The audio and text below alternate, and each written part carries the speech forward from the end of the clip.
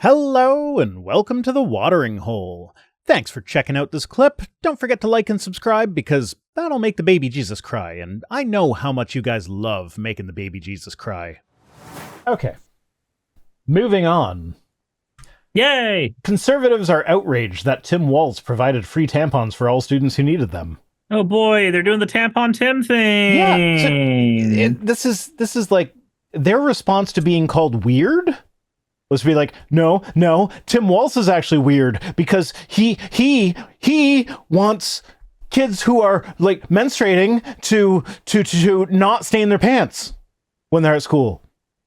That's weird. Like what? No. Thinking that a menstruating child needs to be shamed into, I don't know, bringing extra menstrual products to school with them. Like, no, that's weird. You fucking weirdos. It's very, very weird. Not about even, oh God, there's a fucking person who I'm starting to learn to hate who also was like, the person is trans. And they went, yeah, putting the tampons in the bathroom, that was a weird thing. Like, no, the fuck, it's not. Okay. Fennec the Rabbit says free tampons at school would have saved me so much headache in middle school. So I actually have a story about this. When I was in grade 8, there was a girl in my class named Ingrid who she came up to me one day asking if she could borrow $1. Whatever. I'm like, I don't know. What do you need it for? I'm like, yeah, I have $1, but like, I'm not just going to give it to you. What do you? And because I don't know, I'm in grade 8. I was a bit of an idiot. Whatever. Yeah. But like, she was super duper embarrassed and didn't want to tell me. And I was like, okay, well, I'm not giving you money. I'm like, you know, if it's something you actually need, then sure, I'll lend you some money. But like, if you just are hankering for a chocolate bar, no. And eventually she did tell me that, I need to buy a pad from the vending machine and the thing. And now in my defense, this did not faze me at all. It was like, oh yeah, of course, here you go, have the $1. Sure, don't even bother about paying me back. Which, you know, in the past, I was a little bit of a shit, but I feel like that was one of my better points. Congratulations, I shouldn't Rhino. have even bothered asking why she needed it. I will grant that was kind of a stupid thing to do. But for grade 8, I feel like I handled that interaction pretty well. But it must have been super uncomfortable for her. Super uncomfortable. Yeah. Like, here's this guy that like he has money. He is holding the ability for me to not be super duper embarrassed about having blood stains on my pants or whatever for the rest of the day in his hands. And he's making me confess that to him. It's like, if they were just free, that would have solved that problem. Hey, you don't have to have that awkward, weird conversation about, you know, a menstrual product. You don't need to literally tell somebody, hey, I'm on my period right now, and I would like it to be slightly less uncomfortable for me. Now, also, maybe we just destigmatize menstruation. It's a natural thing that happens. So, like, even if you see someone in stained pants because of it, whatever, it happens sometimes. Sometimes it comes unexpectedly. Sometimes it's heavier than you think. These are just things that I know from being around people who menstruate. I don't even need to menstruate myself to know these things. And the people that actually menstruate are probably way more familiar with way more problems than this. Go menstruate yourself right now. It sounds like an insult. Yeah, but it's yeah, so I found out later that they kept spares in the office, but that would require asking a male teacher if I could go to the office and ask for a pad. I would rather use a bunch of toilet paper from the bathroom. That was in middle school. By high school, I just kept some in my locker. Say that runs into just as many problems. Yeah, no, I fully support not having to ask male teachers for permission to go get menstrual products. Yeah. But, we have a bunch of weird societal things built up about all of our interactions that really need work. Yeah. Yeah. Yeah, no, and I know my oldest, who started menstruating this year, they have been going to school with an emergency, oh no, it started and I wasn't ready for it kit for like the past year and a half. And it constantly needed replenishing because they would like have friends like, oh, do you have an extra tampon or a pad or something? And they'd be like, yeah, no, here you go. And I fully supported their generosity with handing those things out. So Yeah. But like when we're dealing with kids, when we're dealing with people who are still learning how to operate socially, are developing their stigmas that they will probably engage with for the rest of their lives, maybe we just smooth things out for them a little bit. Maybe we just make those things available for them. Yeah, just make it easier. Just make it easier. Make it so that Ingrid doesn't have to come to me for $1. Yep. Because, like, as much as I handled that probably as well as I could have, there was probably some other bully that would have sat there and just... They do that, or you're saying they should do that? Should do that. Okay, no, my partner just popped in and said health clinics should give out menstrual cups. So, I agree with that. Yeah. It's a good thing. Not even like specifically the cup, just like menstrual products, including cups or tampons or pads or what have you.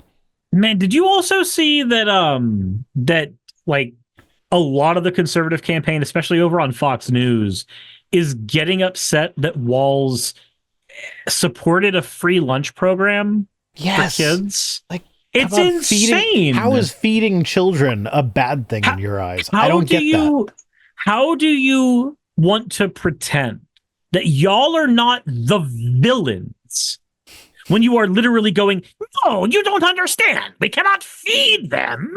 We have to make them suffer. Like, the fuck? What's the lesson learned by going hungry? Can you imagine if you just gave food to kids without them earning it first? Like, come on. The children have to earn their keep. God they need to learn that life is about give and take and take and take. Yeah. So yeah, I don't know that we need to go through the article. We kind of touched on everything already. Yeah, and it's kind of a short one. Tim Walz seems like I understand that from what I've been able to see. Now I haven't verified this myself, so bear in mind.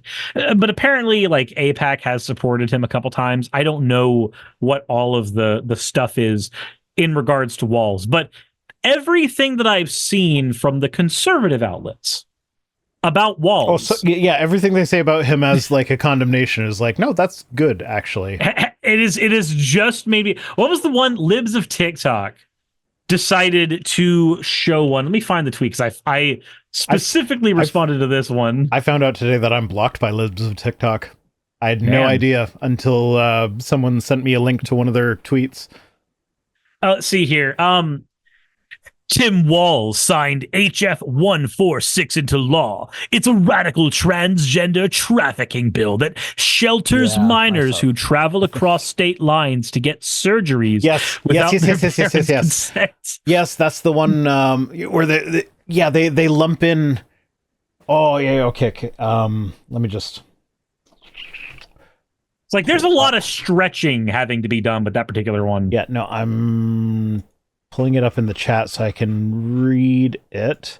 Yeah. So that came with an infographic where it's like, what are transgender trafficking bills? It's like, 1, allows minors to travel across state lines for transgender procedures, including breast binders, penis tucking, irreversible drugs, double mastectomies, and castration.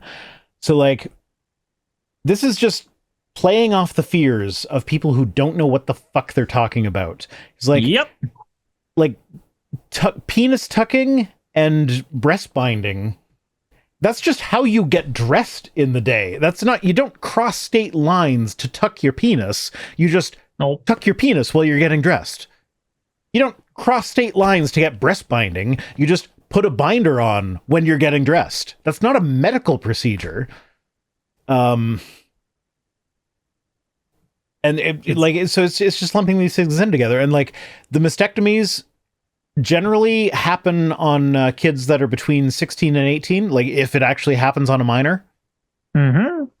Celestine Celestial Macaron says, conservatives are like, can you believe Tim Wall rescued 40 kittens from a burning tanker truck? That's horrible.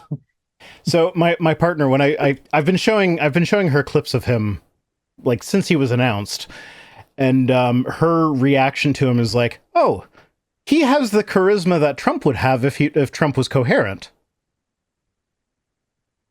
Do you see did you see what he said about JD Vance recently about debating him? That was definitely one of the clips that I played for my partner. That was fucking perfect. For those in chat who might not have seen, he just goes, and I'm perfectly willing. I'm happy to debate him anytime, as long as he's willing to get off the couch to do it.